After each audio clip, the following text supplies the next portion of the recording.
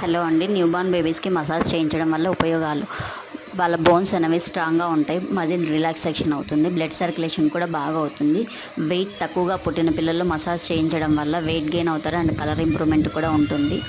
Exercise చేయించడం వల్ల gastric problems కానీ డైజెషన్ ప్రాబ్లమ్స్ కానీ అవాయిడ్ చేయొచ్చండి.